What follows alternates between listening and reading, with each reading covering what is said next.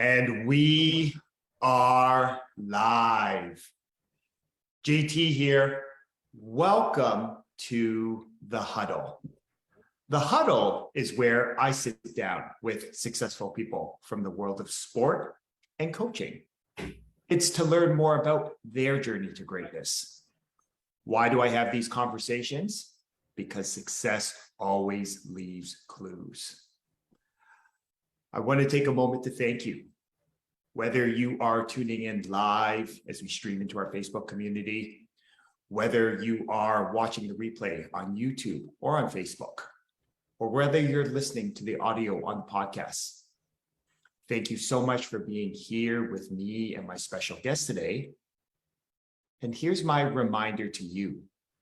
The mind is like a parachute. It works best when it's wide open. So my challenge to you is to go all in on this conversation, remove any distractions and get laser focus on the here and the now.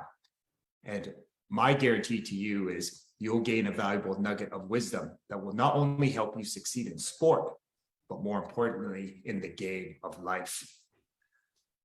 I've been looking forward to my conversation with my special guest today.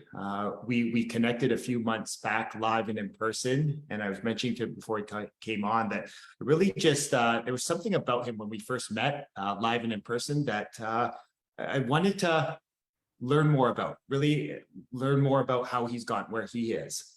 My guest in the huddle today is currently serving as the defensive coordinator for the York University Lions football program.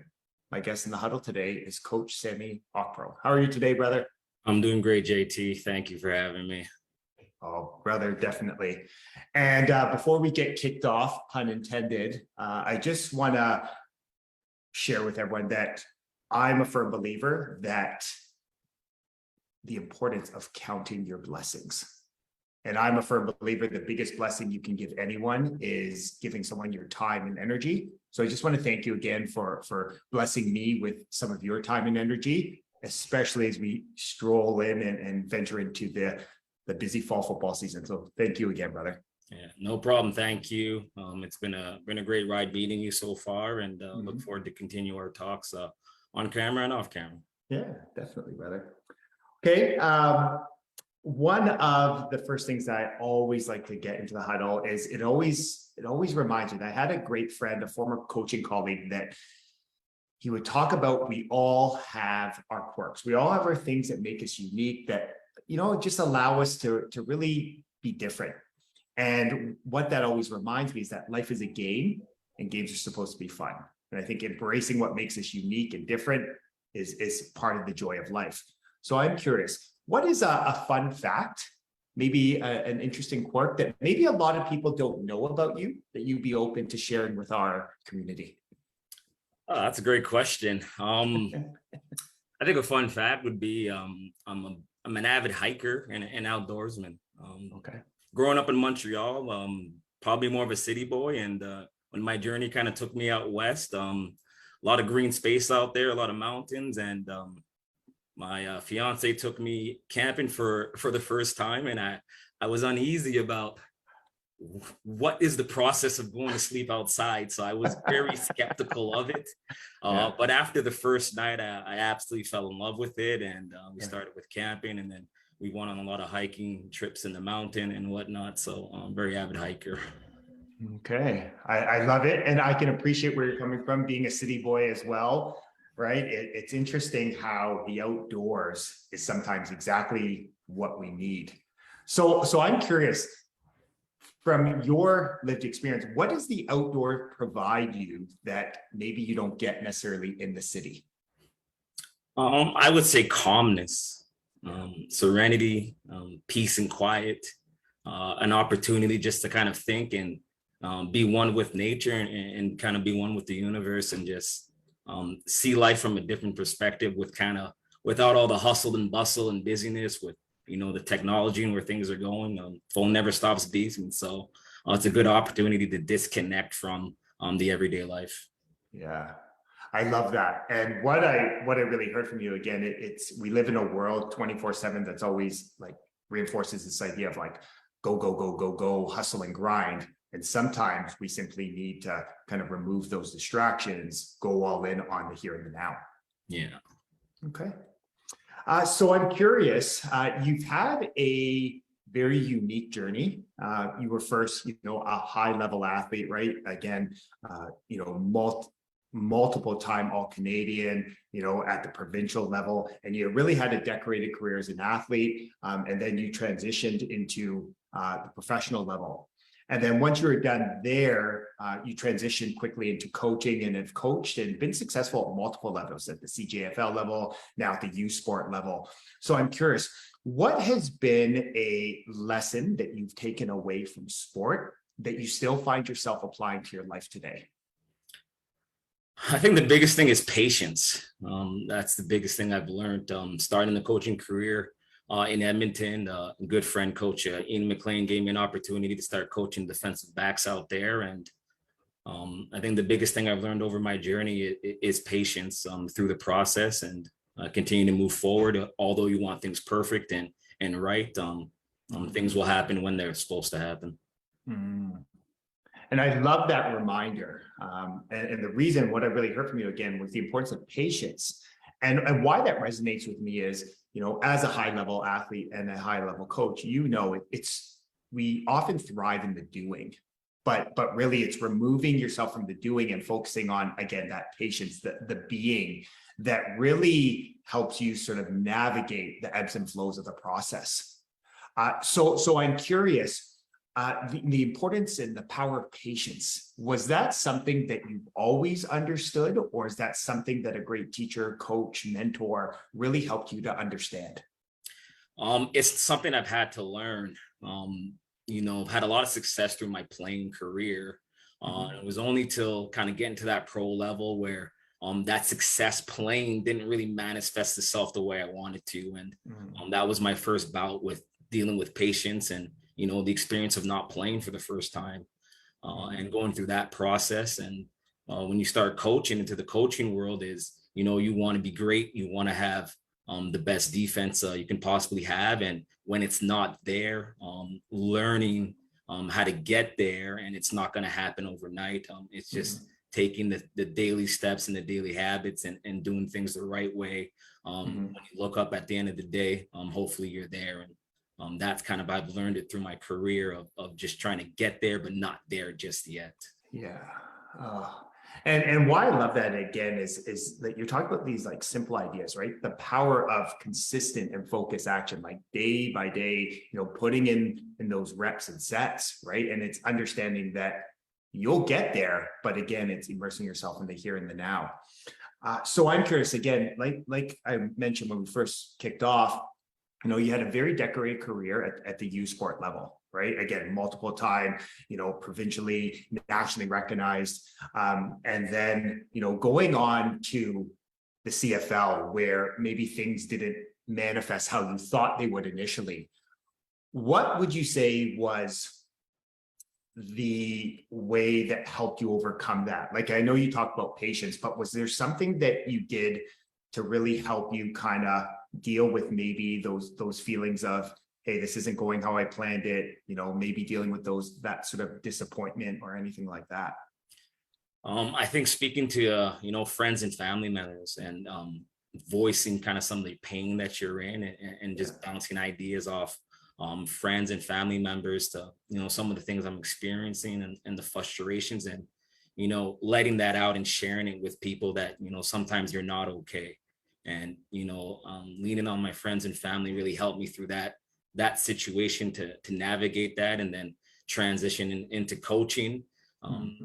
And I was very fortunate to the last kind of piece I was able to play for Team Canada and Vienna, Austria in 2011. And at that point, I was on the cusp of, maybe can I get back or not? And through that kind of tournament, I felt at peace with where I was at with the game. And you never want to kind of quit before, you've exasperated all options. And at some point, the game is going to be done with you before you're done with it. And I was felt fortunate and blessed to represent my country for the last time, kind of walking away from the game. And that kind of helped me put a button on the playing career. I love the word you use there, peace. And I think I was sharing with you in one of our previous conversations off air that was my word for this year, right? Like peace. And I'm a firm believer that that's a powerful word. It's a great word just to reframe. Maybe it's the coaches in us that kind of say it's that one word that reminds you what this play is.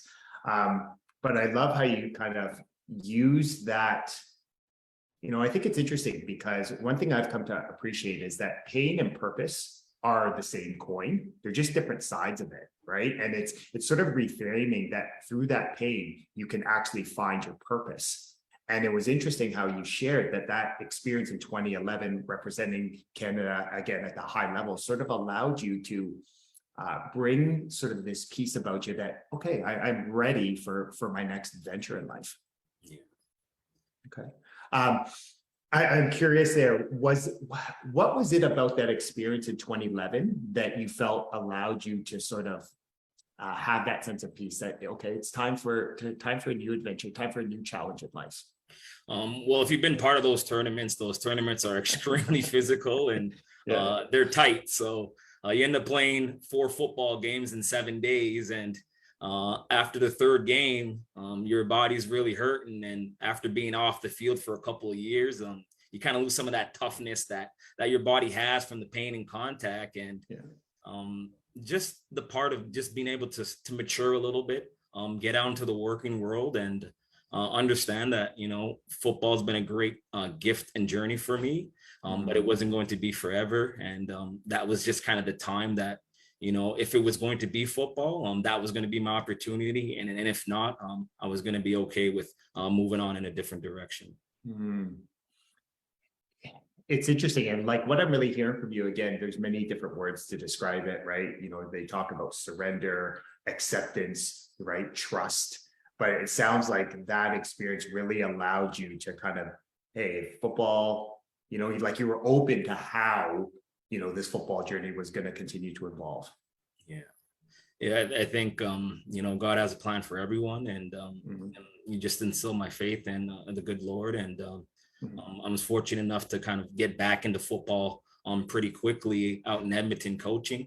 Wasn't sure, always had a passion to coach and know I wanted to give it back. Had so many coaches throughout my career that's kind of helped me shape me and mold me. My little league coaches, up to North Shore to Vanier and Concordia. There's so many coaches that help mold me, and some of the best people I've known are coaches, and know I want to give back to a game that's given me so much. Even if it was just going to be on a part-time basis, I know I want to give back a little bit to the game.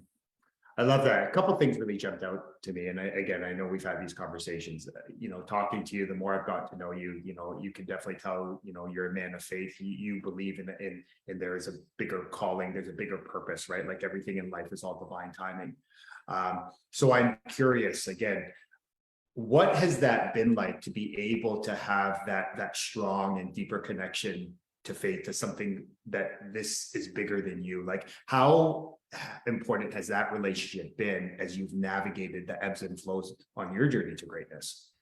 It's been very important because first couple of years, even at university rank level, it wasn't, we weren't very successful, and we took some bad beatings, and just having faced through that process that, we're able to get this thing right and going in the right direction. And it's just helped me to instill that patience and calmness that, you want the house built the way everywhere you want with the 3 stories, but really you have to start with the foundation and building it up from the ground up. And through that process, we've been able to bring in some great kids to this program that's helped us on their journey.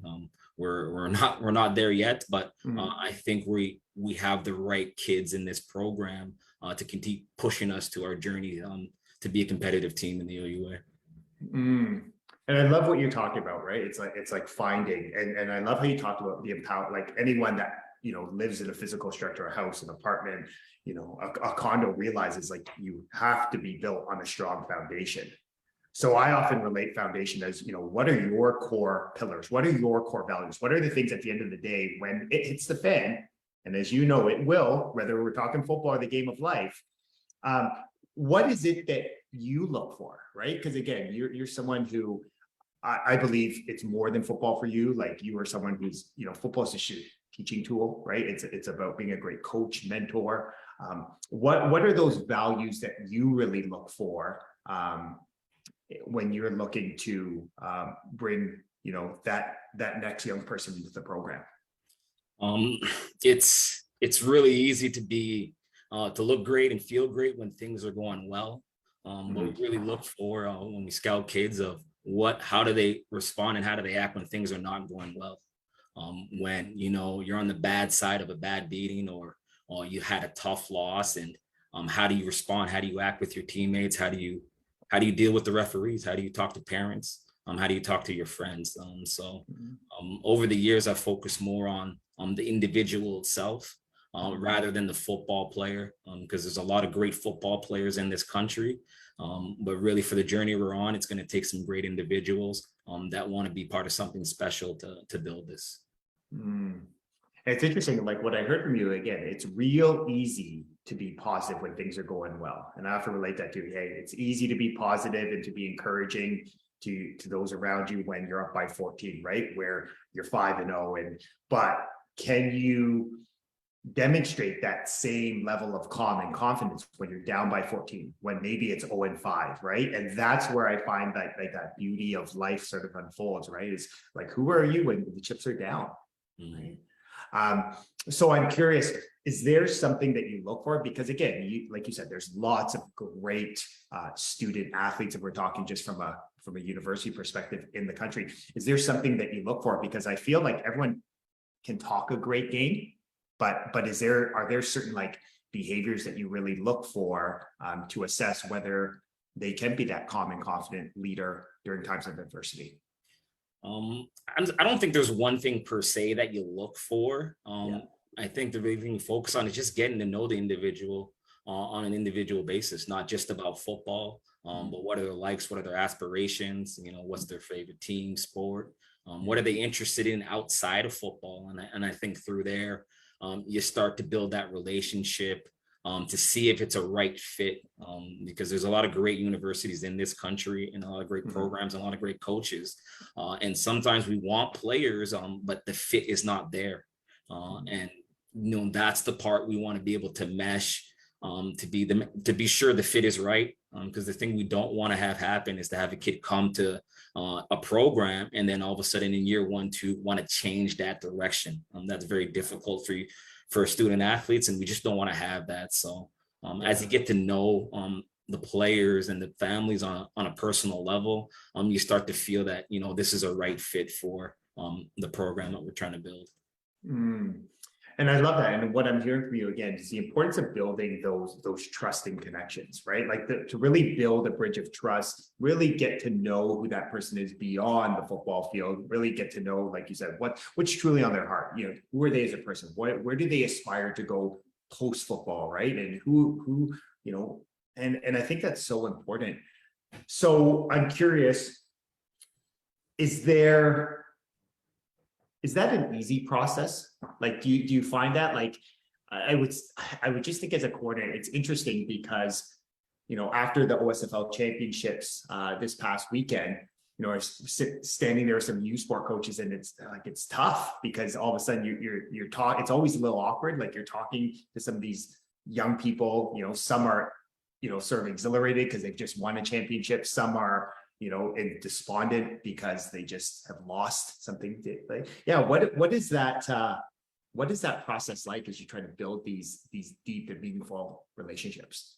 Yeah, I think it's not very uncomfortable for me. Okay. The experiences that I had out west, living out in Alberta for 10 years, and on the weekend when you're those early couple of years, you look down at your phone and it's like, I have no one to hang out with.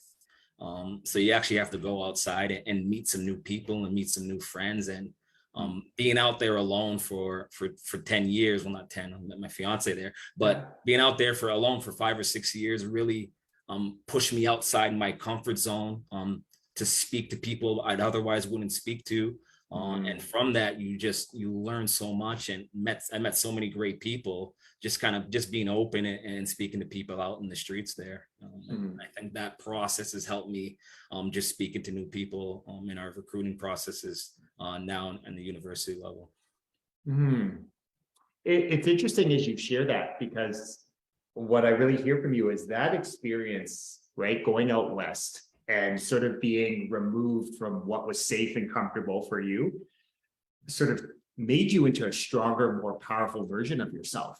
And here we are years later, and that ability to be uncomfortable in a new, unfamiliar setting has really allowed you to, in this stage of your life, and really build those authentic connections. Yeah, I really enjoyed it, and it wasn't always easy. Definitely being outside your comfort zone in a new city, but I look back at it now, and I'm really thankful and happy I made the decision to stay there and see what life was like outside of Quebec, and see what this beautiful country has to offer. And it was a great experience that I look back now on, that I'm really thankful and grateful that I went through. Do you believe that your experience out west, again, it's allowed you to be a more empathetic leader? Like, has it allowed you to connect deeper? Because again, for some of these young people, they're removing themselves from what's safe and comfortable, what they've experienced for the last 18 plus years. Do you find it's allowed you to sort of have a better understanding of what it's like to be in that situation? Yeah, I think, when kids come from the West Coast, and we do have a lot of kids from Alberta and BC, that experience of kind of getting homesick for the first time, and what that feels like, knowing firsthand what that feels like, able to lean on them and help them through those processes and those experiences, to know that at the end of the day, it's going to be okay, and you're going to be a better person for it, although some of those experiences are extremely uncomfortable right now. Yeah. On a side note, funny story, I remember I was sharing this with another OUA coach. I still remember my first night at Western in training camp. And I remember it was between Western and York when I was coming out. And I remember thinking, oh my goodness, do I even like football? It's like, after those 2 days, you know what that's like. And then I'm thinking, you know what, going to York seems like a lot better. I can be home, it's familiar. I just remember asking myself that question in residence, thinking there, but it was interesting. I decided to stick it out to sit in that discomfort, and here we are now, having that conversation. So funny how life kind of unfolds. Yeah, it happens to everyone at some point, and it's a great experience, although sometimes rough to go through. But I really think it helps you open your eyes to what the possibilities and what things are like in a different city or province. Definitely. So I'm curious, we've come out of an interesting last 2.5 years, right? Like, as things start to quote unquote, our new normal, how important is it, from your lived experience, working with young people, working for people with diverse backgrounds that come from completely different lived experience, to be able to immerse themselves in new and different experiences, to surround them with diversity of thought? Like, how important of a life skill would you say that is? I think it's a pretty important life skill, just to be open to different ethnicities, cultures, religions, and to understand a way of life of what people that may not look like you, how they live. And you just learn so much from someone that might be different from you, different ways of life. And if the world were a microcosm of York, I think would be a great place to live, because I think that's the beautiful thing about York here is you see so many people from different backgrounds, different languages, and we just all live and work and enjoy each other's companies here on campus. And it's been a wonderful experience. And I couldn't agree more, right? Again, being a GTA guy, one thing that I know we've talked about is I don't know, there's something unique, right? Again, you've lived in the city. There's something different about life in Toronto or the GTA. There's just an energy, there's an enthusiasm, like there's a passion, right, about life that, coming back in the train this weekend, I was like, I don't know, I always feel it whenever I come back in here. What would you say, right? You talked about this experience at York being so diverse. how would going to York, or playing somewhere like that, how would that allow people to sort of become better at being open to being around people like of different, thoughts, different lived experience? Like, I guess my question is, do you think it's as easy to get people out of their safety and comfort, or do you think, what's your experience been like? It's not always easy. I think the individual or student athlete has a want to do that, a want for a different experience, to maybe the city they're living in. And I think it was very similar for me, growing up in Montreal. Although I had a great experience there, there's a lot of different backgrounds, but going out west was a completely different experience to what living in Montreal was like, and learning what life was like out west, and then coming to Ontario now in Toronto. Those experiences just helped me look at life a lot differently, versus who I would have been if I stayed in Montreal. It's interesting, like what I really heard from you, it's made you into a stronger, more powerful version of yourself, right? It's that open-mindedness has allowed you to learn and grow. Yeah, Okay. it's been a great process, and we're looking forward to it. Obviously, these last couple of years were challenging with COVID, and then coming off a tough season last year. But we're still motivated as ever to continue pushing forward, and kind of not looking at the end line, knowing that the road to pave to success is built through foundation and daily habits, and stacking those bricks. And we're going to look to continue to stack bricks and continue to get better and address some of our weaknesses. I just learned something, I think of the conversations we had. I can see why you're such a great defensive coordinator on a football field, because just the words you use, like you can paint these beautiful images, like you talked about, okay, let's build that foundation brick by brick. So I can start to see why your defensive historically had been so great, because I think you're a powerful communicator, and you really communicate things in a simple way that allows people to sort of, you paint a picture for them. So that's what I just learned about. Yeah. Thank you. So I'm curious, like, again, before we jumped on, I said, it's an interesting time. I feel like there's an energy and enthusiasm that I've been experiencing, from our conversation, to see what you're helping to grow at York, right? Building that foundation, what is your hope moving forward as we kick off this season? Our hope is to continue to build, and obviously last year was a bitter year for us, but we're going to continue to fail forward, and whatever that looks like, we're going to continue to move forward, address our weaknesses, and hopefully minimize some of the self-inflicted wounds we made. And if we can clean up that, I think we end up probably winning a couple games last year versus not. So continue to fail forward, continue to push forward, and continue to work on the daily habits. And when we look up at it, hopefully we can be where we want at the end of the year. I love that idea, right? The idea of like fail forward, right? It's, and I had a great mentor that talked about, you only fail once you stop trying. And it sounds like you're like the opposite. Okay, we're going to learn from it. We're going to grow. We're going to move on. So I'm curious, again, you work with many different young people from diversity of background. Do you feel like by the time they come to you at the university level, do you feel like those skills have been taught, or do you feel it's kind of hit or miss? Some student athletes have it, some don't. Kind of, what has your lived experience been? I think it's been a little bit of a mix of both. We're looking to recruit the best players we can, and some come from programs that have a winning tradition and a winning background. So sometimes that losing early on is very uncomfortable for them. But then we have kids that have kind of battled through this and played on teams like this, and know that we're going to get this thing right. And we have some kids that are committed to getting us over the hump, and us being on defense is we're just looking to hold the ship till we can get things going in the right direction. That when we look up, there's some points on the board for us, and we're just hoping that we can get that this year and have some success on the football field. Again, spoken like a true defensive guy, defense core, like that idea. Like what I really heard from you again is the importance of having that grit, right? That ability to again respond to adversity, Is there anything that you do within your process? Again, talking to you, listening to you, you can tell you're someone who's very process driven, like you're goal oriented, but you're process driven. Is there anything that you consciously do with your athletes to help them understand the importance of, immersing yourself in the here and the now and trusting that process? Yeah, I think I go back to before I answer that question. I think I go back to my first game in the OU way, coming off Western Mustangs, coming off one of their national championships.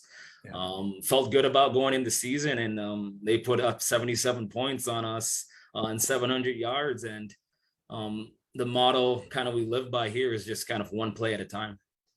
Every play is a new work of art, a canvas to draw, and just kind of focus on the here and now, and let's take it one play at a time, one step at a time, and continue to build from there.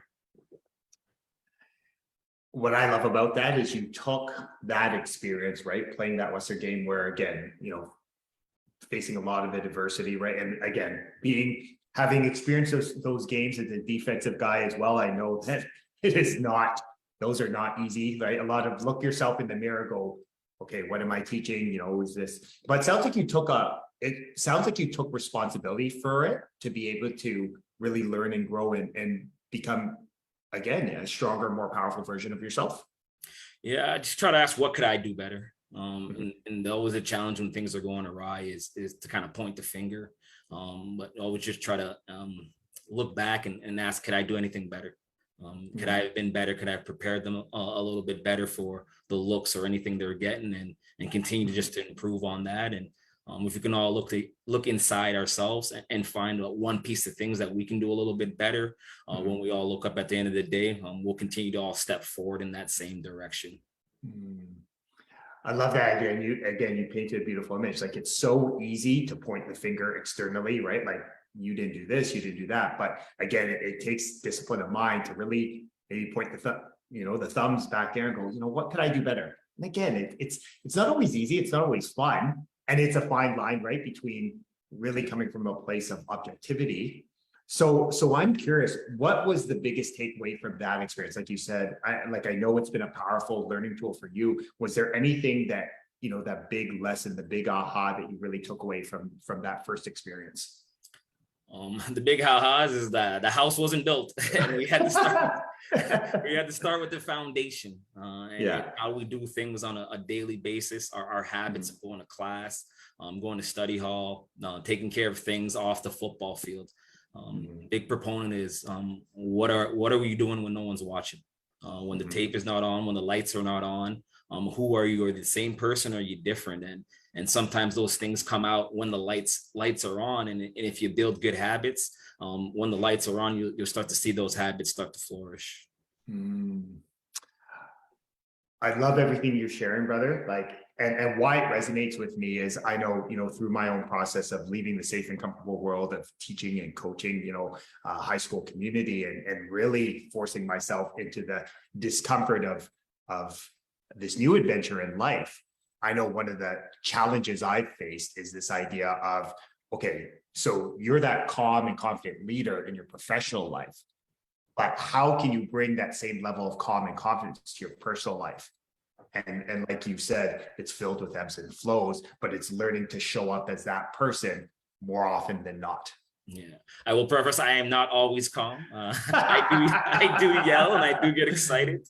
But definitely on game day, I try to remain as calm as possible. And there's always a lot going on. Just taking it one day at a time, one step at a time, and trusting that the good Lord's going to have your back in whatever endeavor you take, and whatever experience you have is going to be the right direction for you. And I love that, what I love about that is, again, that level of common confidence. Like, I love that you say, hey, I'm not always calm and confident all the time. You laugh, like you're kind of like, that's the game, right? Is learning that you don't get it right, quote unquote, 100% of the time. But again, it's just how quickly can you go back to center, right? To balance, to harmony, to peace. So I'm curious, from your experience, it sounds like you have become a more calm and confident leader through this process. How important is that as a coach, as a leader of people, to be able to demonstrate a certain level of calm and confidence during times of adversity? It's always challenging when you're dealing with adversity, especially in a game situation. Yeah. It's a high stress area, and especially when things are not going well. Definitely try not to pile on the kids. You know, they know they've messed up or they didn't run the assignment right. But just continue to encourage to know that you don't have to be perfect, but as long as you're trying to do things the right way, we'll get it right. And I think that's the big thing, is not focusing on trying to be perfect, but just trying to do it the right way and do the right thing and make the right decisions, more importantly. So what I'm hearing from you again is sort of like releasing this illusion of perfection, that a journey to greatness is just going to be a perfect straight line, that it's actually embracing imperfection, and really along the process is encouraging those around you.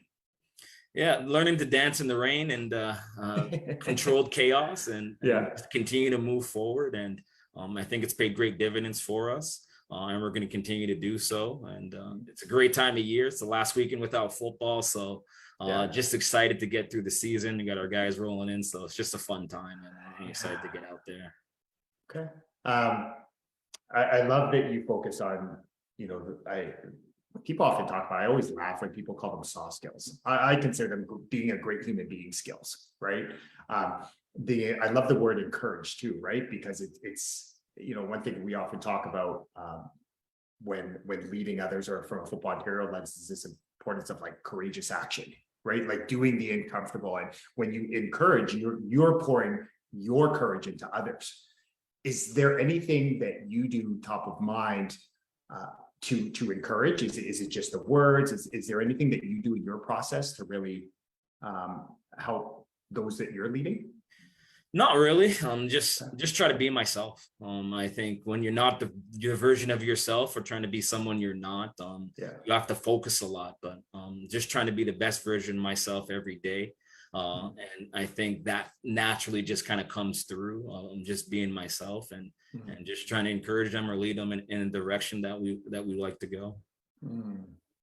So I'm curious. I got one last question for you, brother. I want to be respectful of time and energy.